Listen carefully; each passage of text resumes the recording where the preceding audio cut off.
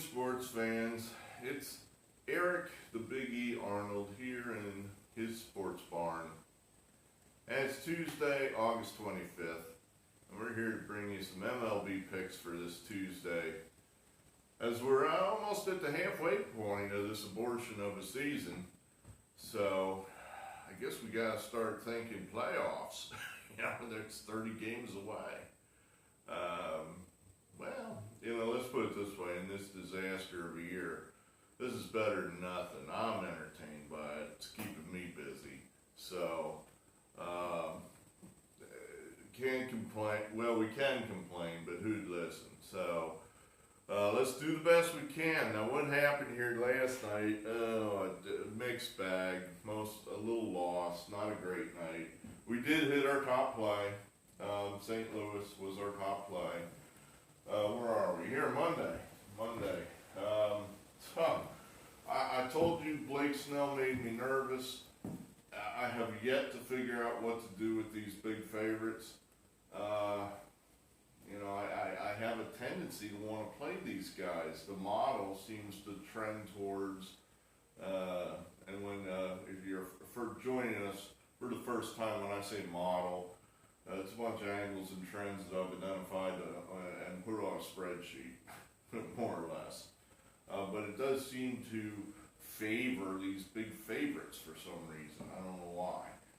So I want to play these guys, but when they lose, it really screws up your night, because it's like losing twice. And here's Blake Snell, who I don't like. Personally, I don't like him because of his "I gotta get mine, bro" comments, or whatever the hell he said during the pandemic. I gotta get mine, bro. So, you got yours, bro, and took me down with you because I was too stupid to stay off of him. As I was explaining the pick, I knew it was wrong. I said, I gotta get 7 out of this guy. And I thought, there's no way in the world this asshole's gonna go 7. And he didn't. And then as soon as he came out of the game, the Blue Jays pounded their middle relief, and that was the game. So, a loss there, that wrecked the night. The Twins heroically come through with a 1-run win, getting it done against the punchless Indians. And then here's another one. Well, I guess it's official now. No more Reds. Maybe the last night was a learning experience. It's like when you got teams or players or pitchers or whatever that you hate, and you've identified these guys as poor bets, and you think you're right, you trust yourself, you think you're right. I think that guy's a poor bet. I think that team's a poor bet. Then don't end up on them. And at the end of the day, here I am on the Reds. Trevor Bauer is below a 500 against the spread for his career. And you wonder, how is that possible with the stuff this guy has, with the way he could punch people out? How is this possible? He's below 500. Well, the guy's a goddamn flake. Ask the Indians about that. Goodyear Bill, not his real name, he's a good Indians fan, one of my good friends. He works for Goodyear, and calls him Drone Boy, which I think is an accurate name. Drone Boy. This is a guy that couldn't go in the biggest game of his life in the World Series a few years ago because he cut his finger on a drone. What a jerk.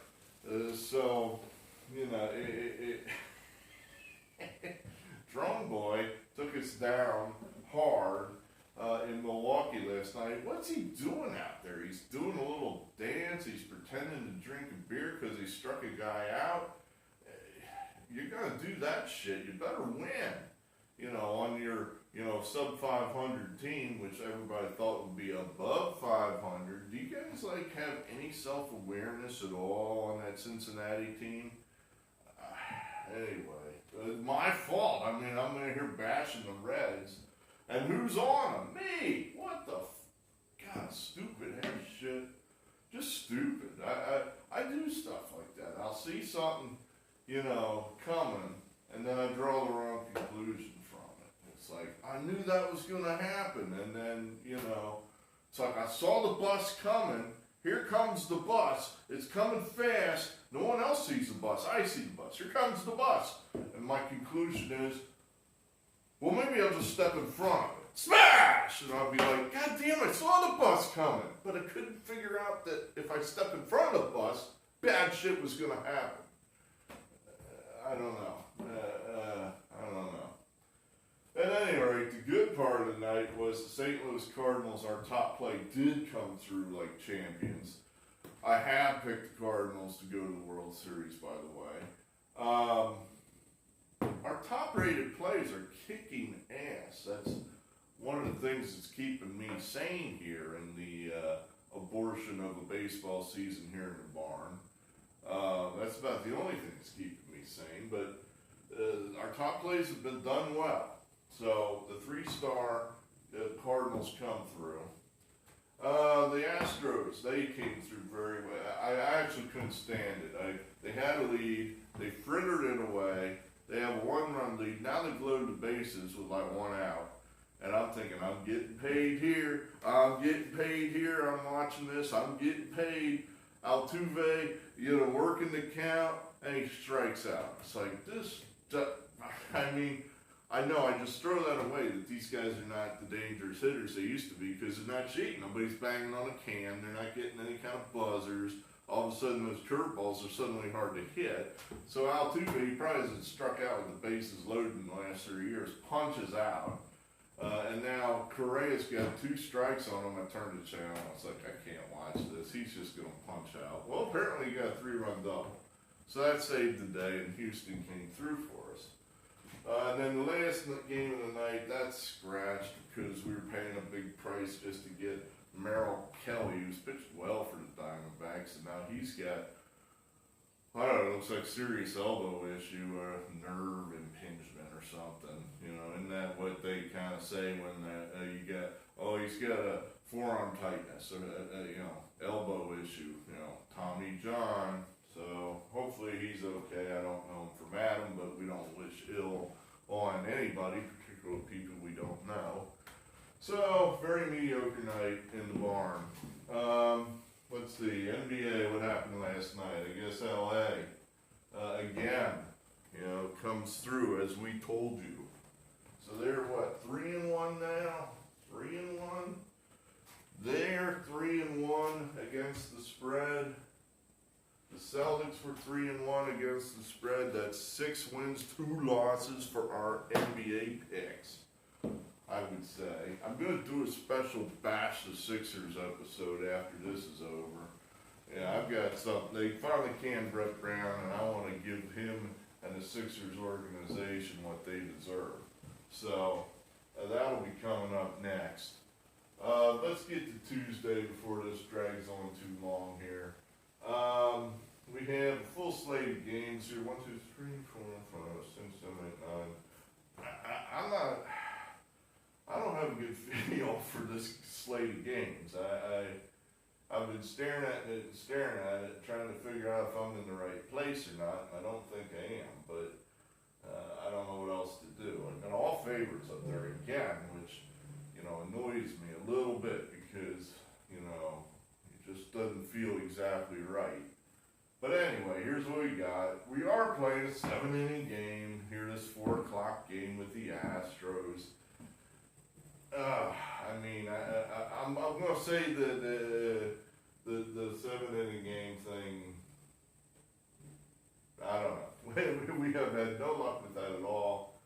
1 start here, the Astros. This is a key series for these guys. They need to pile up some wins against these bad teams. They know that. I saw a quote in the paper. They got to play a bunch of ball here before the hurricane or tropical storm shuts down the city for a week. So I think you're going to get some good baseball. Based on what I saw last night, I think the Astros are just better than the Angels. I think they're more motivated than the Angels. That's not a terrible price to pay. So we'll go ahead with the Astros. I know I've been saying that the gods are going to punish these Indians for benching Plesac and Clevenger. But here's what I think the gods are thinking. They're thinking that, look, we're going to punish you every time you pitch some jabroni that's not as good as Clevenger or Plesac. Every time you pitch one of those guys, we're going to hammer you. But Bieber's better than those guys, so I think the gods are going to give him a break here tonight. And Bieber is going to be the stopper, and he's going to go out there and get it done. That's a pretty fair price for a premium pitcher like Bieber. 166. That's not bad at all. So we're hoping Bieber gets deep into the game, leaving only a handful of outs for the bullpen to get. And there you have that. 1 star. My 1-star games, again, have done better than the 2-star games. The 2-star games are just an abject disaster, and I don't know why. I haven't figured that out yet. This one, I don't know. This is just kind of almost a feel play. You know, the Cubs feel like, to me, like, I don't know, they feel like they're playing pretty well. You know, like they want to be out there, like they're, you know, enjoying what they're doing. They lost 2 out of 3 this weekend, but I just kind of wrote that off to an opponent they don't play particularly well against. Now they're playing Detroit, and Detroit stinks. I don't know how that team has stayed afloat where it is. I still say that team stinks. And I think Chicago is just going to go out and prove they're the better team and get the W, even if it is at a little bit of a price. So that's how we're feeling. They're 1 star. This Yankees, the Yankees are back on the field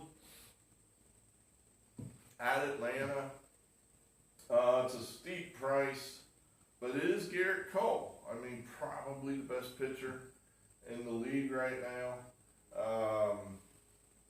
I would expect nothing other than 7 innings from him. I think he will actually give us 7 innings, unless like this douchebag. So I think Garrett Cole is a good bet here. Let's put it this way. This is probably a better bet than that was. Even though the Yankees are on the road, the Braves are relatively punchless at the moment. You know, they've got Freddie Freeman, they've got Dansby Swanson, if you consider that punch. Other than that, you know, Camargo and Duval, Riley. I mean, there's just a handful of fill-in names out there. Markakis, is he out there somewhere? Darno. I'm not thrilled with their ability to score runs. So I kind of think the Yankees, you know, the Yankees seem to hit the ball no matter who you slot in that lineup. The Yankees play well without Judge and Stanton for some reason. You know, I think they're going to close them down tonight. I mean, I see 9 innings of good pitching. Aroldis Chapman is back. So I see 9 innings of really good pitching for the Yankees. Let's see what the Braves can do. I don't think they're going to score many runs. So we like the Yankees, 2 stars. Oakland run line. I don't even know what this dude's doing there. I don't even know if I can explain what it's doing there. I mean, I think this is basically just a play saying we think that the Rangers just aren't that good. The model threw this out there, and I just kind of like, oh well. So there it is. Oakland run line, 105. I went back and forth with a couple of these games. There's 2 games on the board that are kind of identical. The White Sox hosting the Pirates, and then you got the Padres hosting the Mariners. And, you know, there's a case to be made for the underdogs in both these games. I really, you know, the model really wanted to play the Mariners, and I just kind of said, I don't trust them, I don't want them, I just, you know, I know they won 3 in a row, but the Padres have won 7 in a row. I mean, they look so much more exciting, they look better, they just, you know, I just couldn't pull the trigger on that one. This one, I just figured, you know, Giolito is one of these guys that I'm starting to trust. He got us beat against the Cardinals last weekend, and or 10 days ago. That sucked.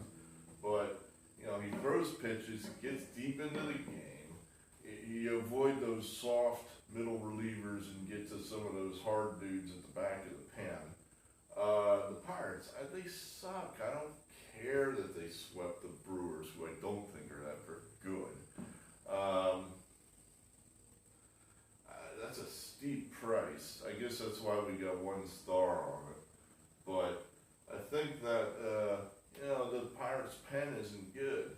At some point, some of these White Sox sluggers are going to put a couple balls over the fence, and you're going to see some crooked numbers up there. The Pirates just aren't going to be able to shut down the White Sox offense. That's what I'm thinking. All right, that's 1 star. Now let's get to the good stuff. Here at the end, the good stuff. I've been trying to think, where would I put 3 stars on? What do I feel good about? What do I really feel good about? It's like, well, let's go to some teams I trust. I trust the Cardinals. I've had luck with the Cardinals. I think the Cardinals are good. Better than the record indicates. I think that's a World Series team, pitching and defense. Adam Wainwright, he's a hardcore veteran that gets the job done. And we're going up against a not very good Royals team. I think the Cardinals know that they need to put some W's on the board because later they're going to have to make up all these games, and maybe fatigue will become an issue, and it'll be a little more difficult to win. So you need to pile up the W's now. 3 stars. I think they get it done at home tonight. They've always been a good home team against the Royals.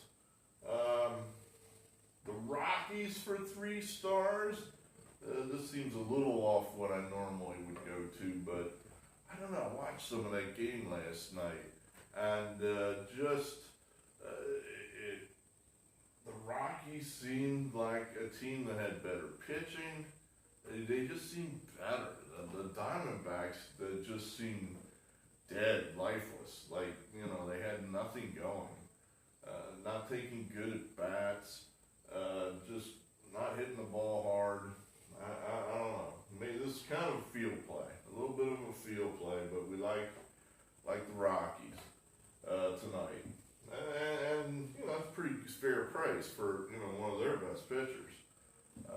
And then lastly, the Dodgers at the Giants. This is a game. My thinking is the Dodgers are the best team in the National League. I think record-wise. Probably, between them and the Cardinals, maybe. Again, I'm throwing your Cardinals in your face, and you're thinking, well, their record doesn't justify anything. And, I hear you. They were in the NLCS last year. I mean, they weren't there long, or was it the NLDS? No, they beat that's right. They beat the Braves, and then they got swept by Washington. That's right. That's what happened. So, at any rate, what are we talking about the Cardinals for? We want to talk about the Dodgers. So the Dodgers are a premium team, and I think they're just looking for a reason to go to the ballpark. I mean, they have to go to the ballpark. They can't go to the bar. They can't go to the nightclub. So why do I need to be interested to be here? Well, they're facing the Giants, their historical hated rival, who's won 6 games in a row and think they're going to make the playoffs. And I'm sure the Dodgers would like nothing better than to stick it in their face, particularly in Gabe Kapler's face, who came out of their organization. I think he was in their minor league organization. So I think they'd like to stick it to him. I think the Dodgers play the Giants better in San Francisco than they do at Chavez Ravine. So we're going to go with the Dodgers and the big price. I mean, let's face it, the Giants are winning, but, they're kind of smoke and mirroring it a little bit. They swept the Diamondbacks. They're no great shakes. I can't remember who their other 3 wins came against. Now you got a premium team there. Here's a premium team. Urias, they got like 6 starters. And all these guys want to pitch in the playoffs. So none of them want to be the guy that drops out of the rotation and then ends up in the bullpen. So I'm expecting a good effort out of him. We're going to lay the money. We're going to feel comfortable on doing it. 3 stars. Let's get her done. All right. Astros, Indians, Cubs, 1 star. Yankees, 2 stars. A's, White Sox, 1 star. And then the 3 plays of the night, Cardinals, Rockies, Dodgers. There you have that. So, thanks for being here. We do appreciate it. Tell your buddies. Hit the like button. Don't hit the like button. No, seriously, hit the like button. And we'll see you again. Thanks. Good luck, good day, good gambling.